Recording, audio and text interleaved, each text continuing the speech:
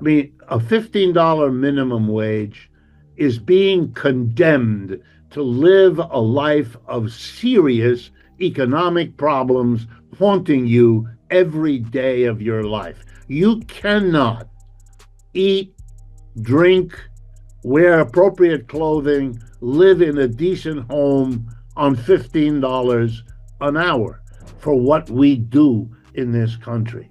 And we are in a place in our country where we're having economic difficulties, and we have a leader who's trying to make the rest of the world pay for our economic difficulties. America's housing market just hit numbers we haven't seen since 2008. And while Trump fires government statisticians for delivering bad news, millions of Americans can't afford a roof over their heads. What happens when the man who promised to make America great again realizes his own policies are about to trigger the very economic collapse he's desperately trying to hide? Icing a majority of the people out of the possibility of owning their own home or even of renting adequate space, of people's income having to go to pay for housing. Right now, first-time home buyers represent just half the historical norm. Half. Think about that for a moment. In the richest country on earth, we've managed to price out an entire generation from the American dream. Gen Z and millennials aren't buying homes because they literally cannot afford them, not because they're lazy or entitled. The math simply doesn't work when you need to earn nearly $50 an hour just to afford a two-bedroom rental in California or work 120 hours a week on minimum wage to make rent. Is beyond anything Mr. Trump understands or has ever spoken about, not even for 1 minute, as he was firing somebody who does the statistical work. Meanwhile, Trump's solution involves firing anyone who dares to report these uncomfortable truths. When the Bureau of Labor Statistics Commissioner released employment data showing economic decline, she got the axe faster than you can say fake news. But here's what really gets me. Firing the messenger doesn't change the message. All it does is guarantee that future statistics will be so politically manipulated that nobody will trust them. When was the last time the minimum wage was raised at the federal level? Answer: 2009. Here's something that'll blow your mind. The federal minimum wage hasn't budged since 2009. 15 years of inflation, 15 years of rising costs, and we're still telling people they should be grateful for $7.25 an hour. That's not just economic policy, that's economic warfare against the working class. I mean, how do you look someone in the eye and tell them they can build a life on less than $300 a week before taxes? Millions of American families are about to get worse, and that's a result of the tariffs. You know, Mr. Trump talks about the tariffs doing a wonderful thing. Naturally, the states Trump dominates most heavily are the same ones clinging to this poverty wage. It's almost like there's a pattern here. Keep wages low, keep people desperate, keep them voting for the very politicians who maintain their economic misery. The irony would be hilarious if it weren't so tragic. Economies are in such trouble that the people trying to sell a house have to bring it down because there's no buyers. To tell Massachusetts people to go to Michigan is telling them, go because the housing is cheaper, and please don't pay attention to why that's the case, because if you do, you'll discover you're being asked to move to a part of the country where the economic situation is considerably worse. Politicians love suggesting that young people should just pack up and move to cheaper states. Michigan, Nebraska, Kansas. Problem solved, right? Wrong. Dead wrong. These places aren't cheaper because they're hidden gems. They're cheaper because their economies are collapsing. Michigan's automotive dominance? Gone to China? Manufacturing jobs? Automated or exported? When was the last time the minimum wage was raised at the federal level? Answer: 2009. China has become General Motors' primary market. American companies know where their future profits lie, and it's not in Trump's nostalgic vision of 1950s America. The business community might publicly nod along with his rhetoric, but privately they're making decisions based on where the real money is. Spoiler alert, it's not in Detroit. And General Motors knows its future is China, not the United States. When General Motors sells more cars in China than in America, what exactly are we telling people to move toward? Ghost towns with cheap rent but no jobs. It's like recommending the Titanic because the rooms are spacious. Sure, there's plenty of space, but there's a reason for that. We don't produce coffee in the United States. Not a significant amount. A little bit in Louisiana, a little bit in Hawaii, but basically the coffee we all drink. Speaking of reasons, let's talk about Trump's tariff obsession. Every morning, Americans wake up needing coffee, most of which we import. Sugar for that coffee, also imported. The tariffs hitting these basic necessities aren't just economic policy, they're a direct tax on your daily routine. Your morning latte is about to cost significantly more, and that's just the beginning. And it's another failure of this economic system. Now a failure added to the housing failure and the wage failure, you're going to get a grocery failure. Brazil, our largest coffee supplier, isn't exactly thrilled about Trump's aggressive trade wars. When their president talks about moving away from the dollar, he's not making empty threats.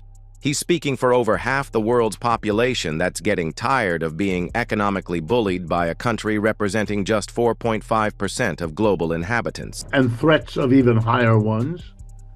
And has used as one of his concerns as to why he's doing that, he wants Mr. Lula to stop the prosecution of the previous leader of Brazil, a man named Bolsonaro.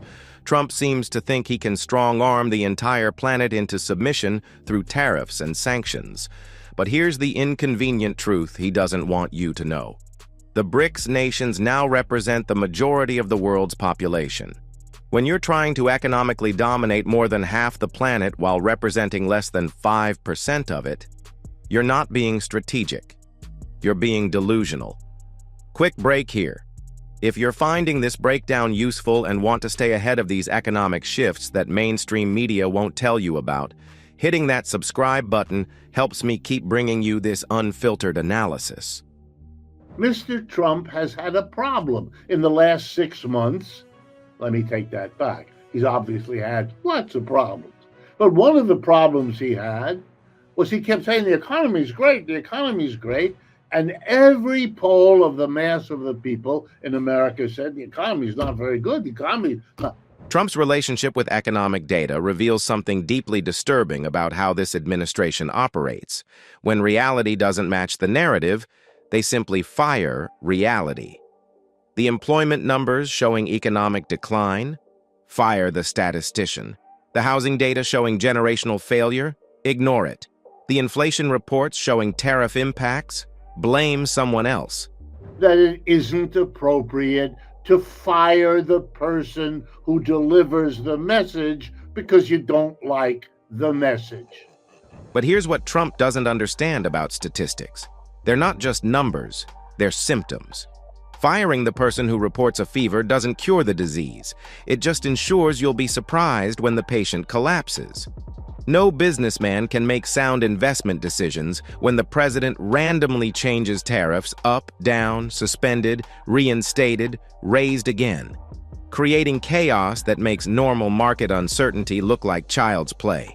Is it justified? Is it getting worse? Are the rich getting richer? A clue.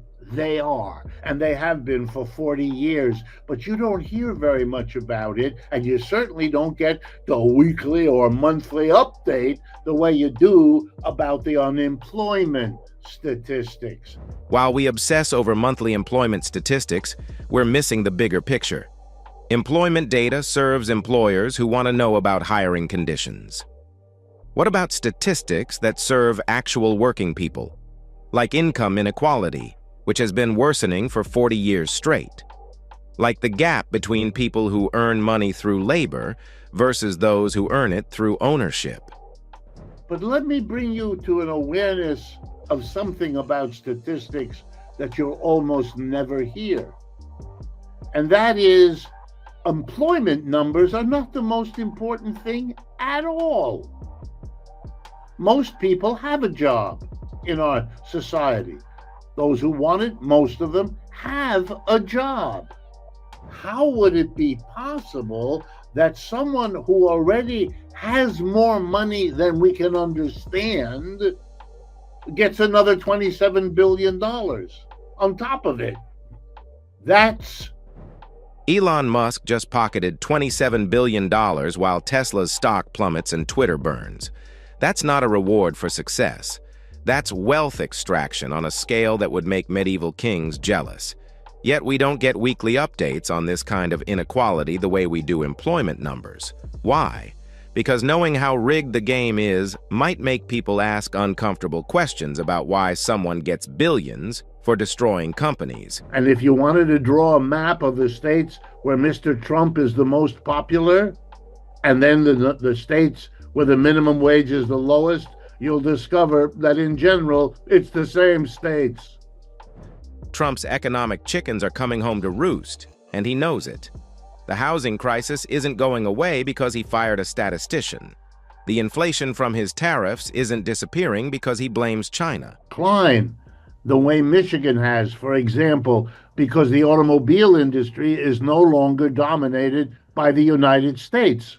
And all of those tariffs that you hear Mr. Trump talk about every day are not going to bring car business back to this country.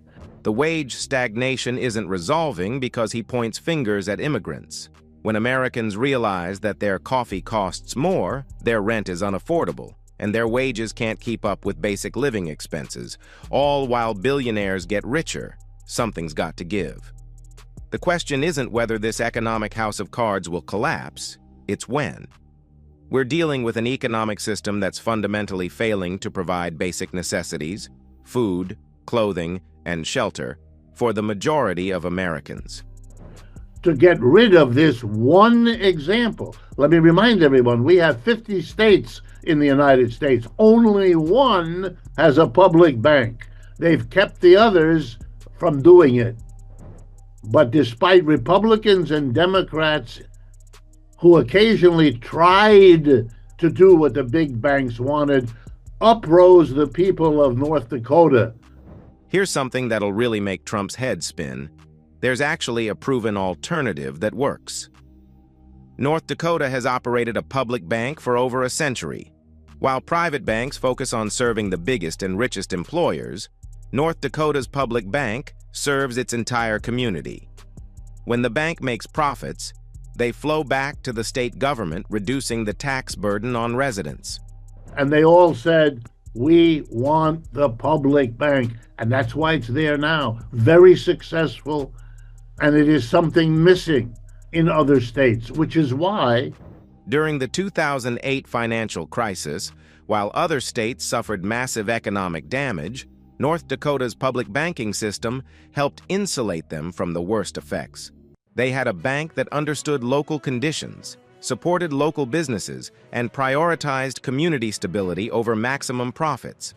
But this successful model remains unique among all 50 states because big private banks have fought tooth and nail to prevent other states from following suit. We are sick and tired of the old established political options that are given to us every election. The Republican and the Democrat. We don't see a big difference between them. They all make promises. We believe it has to change. The mayoral race in New York City tells us everything we need to know about America's political future. Zoran Mamdani, a young Muslim candidate, is polling ahead of establishment Democrats not despite his progressive positions, but because of them.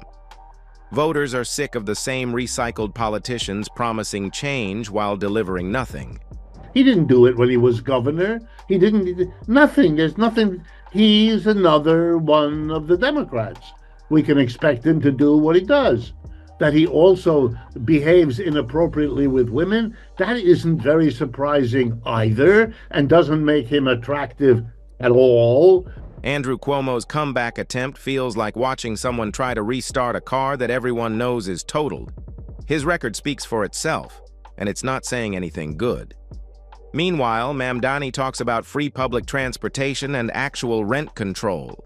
Ideas that sound radical until you realize cities across Europe have been doing them successfully for decades, using honor systems where citizens contribute what they can afford.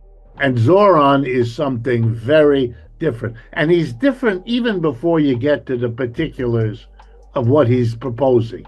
What makes Mamdani's rise particularly interesting is how it terrifies the establishment. Trump has personally gotten involved, contacting Cuomo to strategize against this outsider candidate. Why? Because Mamdani represents something genuinely different. A politician who refuses to be bought by billionaires and big corporations. You want to hold on to your job, Governor Hochul?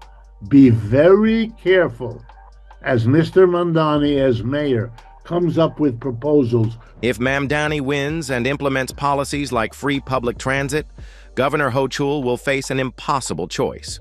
Block his reforms and anger the millions of New Yorkers who voted for change, or support them and anger her wealthy donors. Either way, the old system of keeping regular people powerless while serving the rich becomes much harder to maintain. Trump can fire all the statisticians he wants, but he can't fire economic reality. Housing remains unaffordable. Wages remain stagnant. Inequality keeps growing. The global economy is shifting away from American dominance, whether we acknowledge it or not. Free themselves from being vulnerable to a powerful country like ours, saying the rest of the world has to pay taxes to us, not just to their own country, but to us in some way. What happens when a president who built his brand on economic success faces undeniable economic failure? When his tariffs create the very inflation he promised to fight? When his policies accelerate the American decline he claimed to reverse? The answer might just drive him completely over the edge. And when that happens, the real question becomes, will America finally wake up? Or will we double down on the delusion? The economic data suggests we're about to find out the hard way. Subscribe to our channel for more political packed economic situations.